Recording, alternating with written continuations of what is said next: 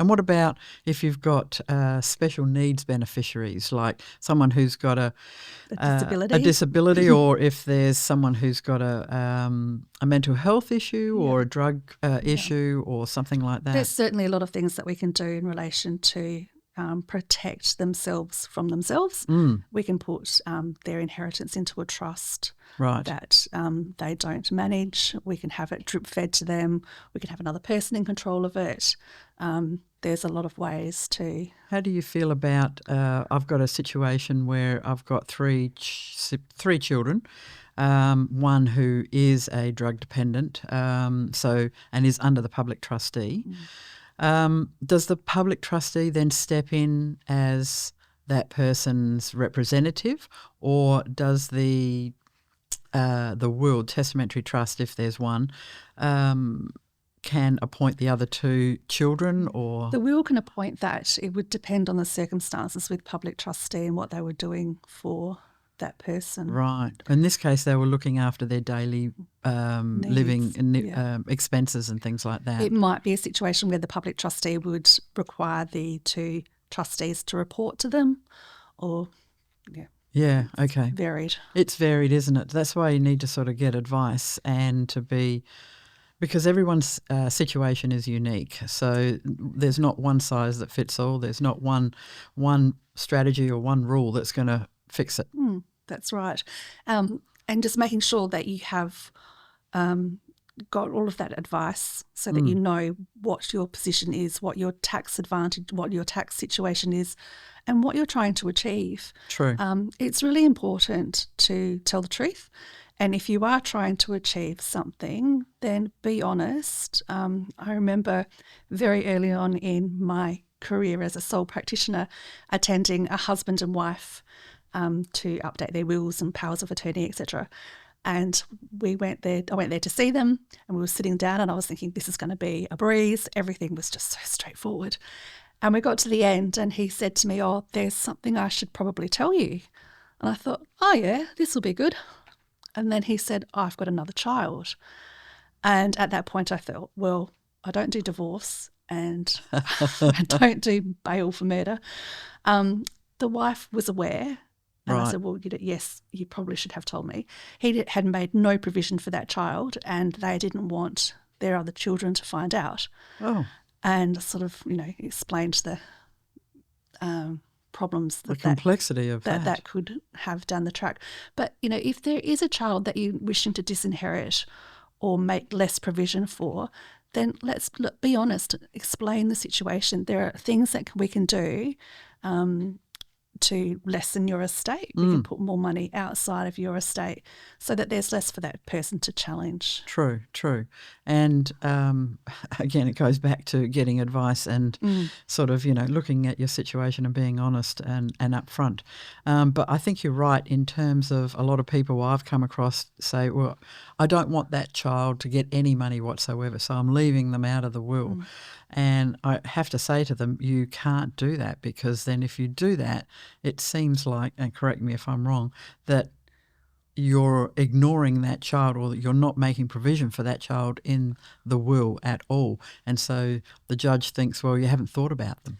Yeah, so I always advise my clients that if there is a child that they're not making provision for, to include a declaration within their will that says, and it usually happens in two situations, I've not made any provision for Sally, not because I don't love her, but because I bought her a house during my lifetime, and it's now only fair that Timmy gets the share of my estate. Yes. Full stop. So that explains black and white why Sally's not getting anything or getting less. Getting less. Or I've not made any provision for Sally because she's been a toad. I haven't seen her for 35 years. She told me where to go, how to get there. Yes. And I've had no access to her. And I consider that our relationship has irretrievably broken down.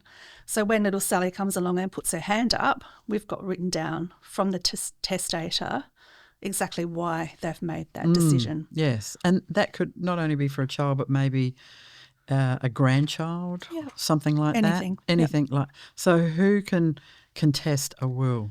So today, the people that can contest a will are a spouse, a former spouse, a child, to a limited extent a grandchild, and anybody living with the deceased at the date of their death in a relationship of what's called interdependency. Yes. So the example I use for that would be like a brother and sister. I can't challenge my brother's will and he can't challenge mine. But if we were living together, reliant on each other for sharing the food, sharing the bills, etc., and then he left everything to the cat, well, then I would have a challenge, a claim against his estate. Yes, yeah, fair. And so what's the ramifications of not having a comprehensive plan? The ramifications are that you get no say. Everything is dealt with by legislation. Yeah. On intestacy, the rules of intestacy would apply. Yes. The first $100,000 would go to a surviving spouse.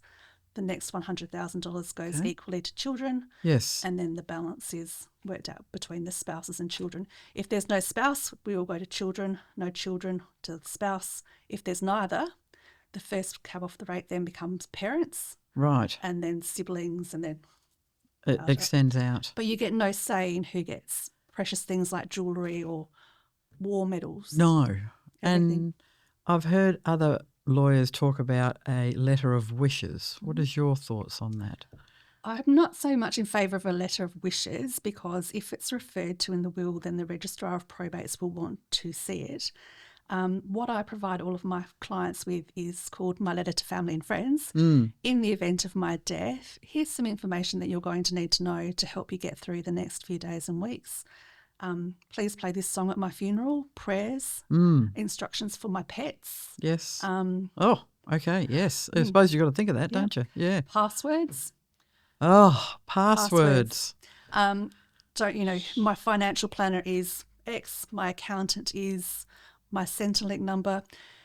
Information for a death certificate. You would be surprised, particularly boys who don't know their mother's maiden name. So a grandmother's maiden name is required for a death certificate. Is it really? And also, I didn't know that either. If wow, if a person was not born in Australia, you'll need to know when they came to Australia. So just that general stuff. Oh wow! Okay. I didn't know that my dad or my grandpa had 2 R's in his Harold. And if my uncle and aunt hadn't been sitting there while I gave the information to the funeral attendant, I would have got it wrong. Wow. And the registrar of probates is very strict with death certificates. She requires them to be correct. Okay. So if there's an error, we will have to go back and get it fixed. And sort of how long does it take to get that death certificate? Could it be determined? No, at the moment, death certificates are coming through in about 3 to 4 weeks. Oh, well, that's pretty good. So, yeah. Yes. So when you're most children are their executors for their parents, etc. What sort of responsibility is that on those children? I like to try to make it as easy as possible for them. I guess I always explain when somebody rings me and says, "Oh, mum or dad has just passed away," I just give them the Reader's Digest 3. I'll find out if they were peaceful, because I always like to know that, particularly if they were a client. Right. And just explain to them about death certificates. Right. And then explain that they can't use the power of attorney any longer. True. And that to get back to me once they've sort of dealt with things. And just a little bit of advice in relation to things like a house. If the house is now empty, making sure it's insured, making sure the insurance company knows that there's nobody living there. Yeah. Just those first few bits and pieces that need to happen sort of as soon as within a relatively quick period of time after somebody passes away. Very true. And not to take the will apart. And not to take the will apart, and nor paperclip it either. And of course, delays and costs associated with administering the will. It can be some precarious issues, and finding out who the potential beneficiaries are.